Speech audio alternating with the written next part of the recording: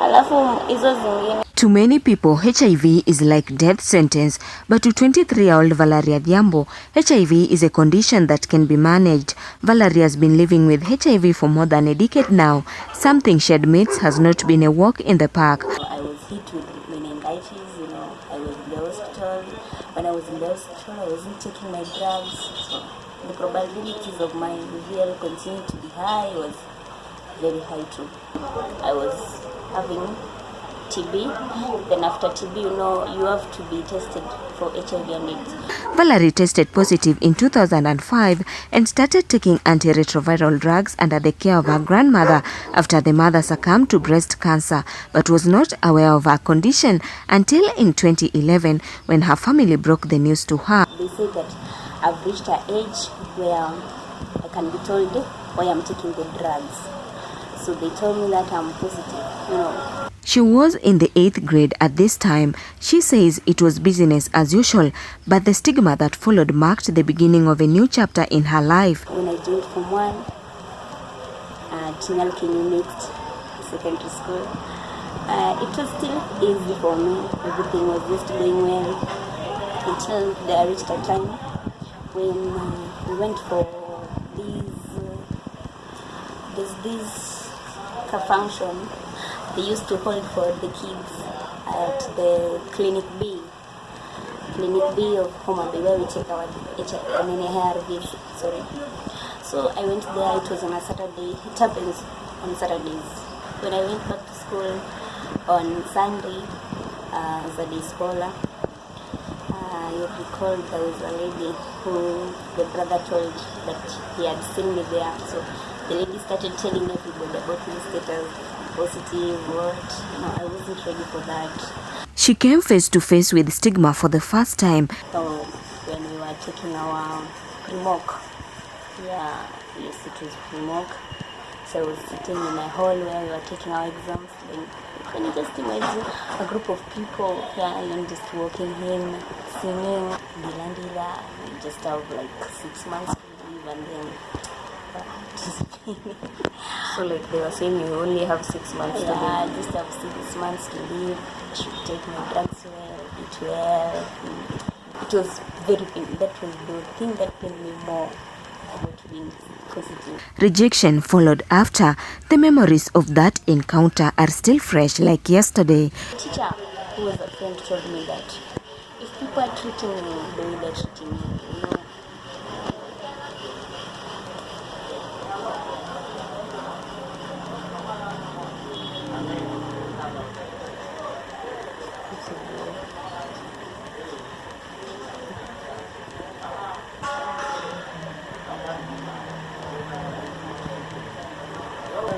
told me that it's not worth punishing people who do something like that to you, so you should just let them be. One day they will understand.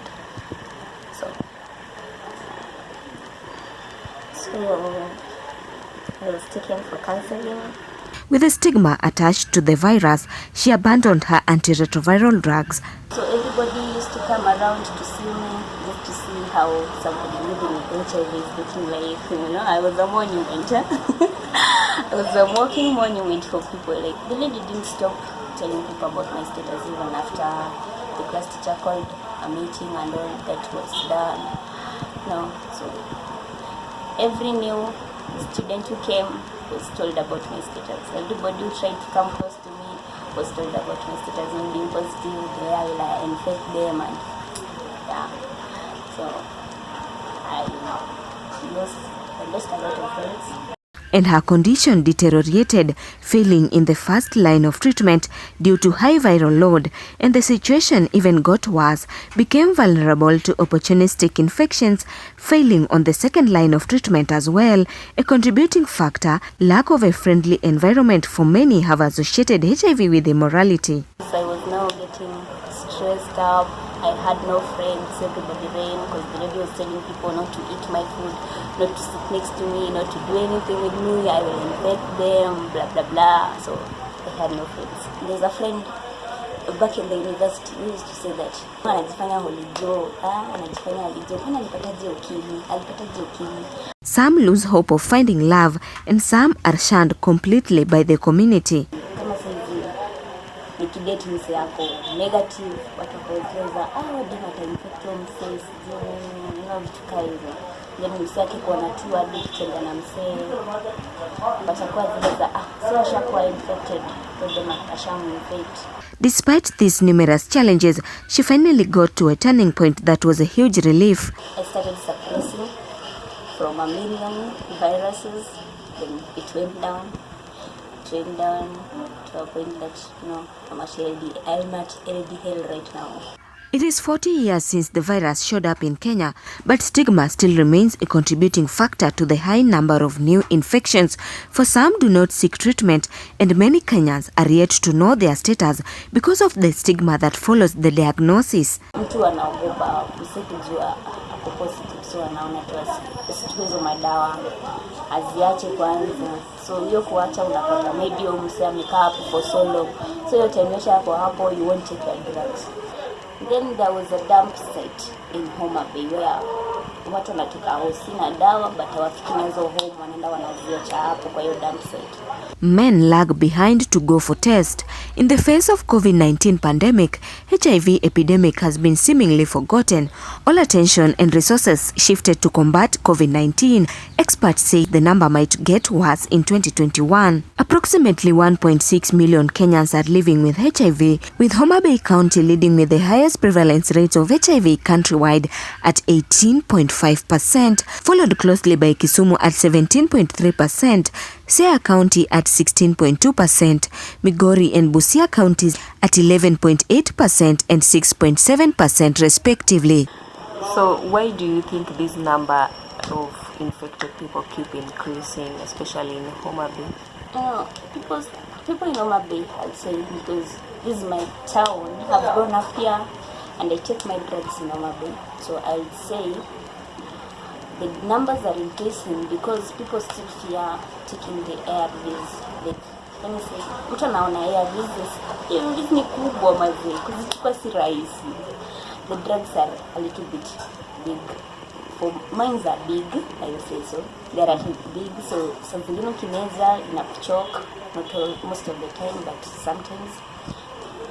I was motivated by Feniality. Actually, she motivated me. And there was a time I came from school and I saw her on TV. Wow, that was amazing.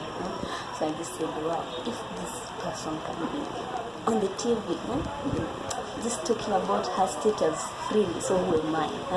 Why should people put me down because of my status? Something I didn't go looking for. According to a report by the National AIDS Control Council, Kenya reported 41,408 new infections and approximately 20,000 deaths in 2019. 62% of the registered total infections were aged between 15 to 29 years, a startling fact to those at the forefront of battling HIV. That's two strains of HIV and AIDS. So you come to me, you want to infect me, you don't know me too, I'm positive, and I don't want to tell you that I'm positive, I'm also coming to you that I want to infect you. So we are infecting each other. The drugs used are different from the drugs I'm using. So we are killing each other and we don't know we are killing each other. My phone has an alarm, so I put an alarm. I take my drugs. Despite where I am at, I will take my drugs. HIV-positive mothers who lack knowledge on the prevention measures infect their babies during breastfeeding. These babies do not live to see their second birthday. Ukipita time,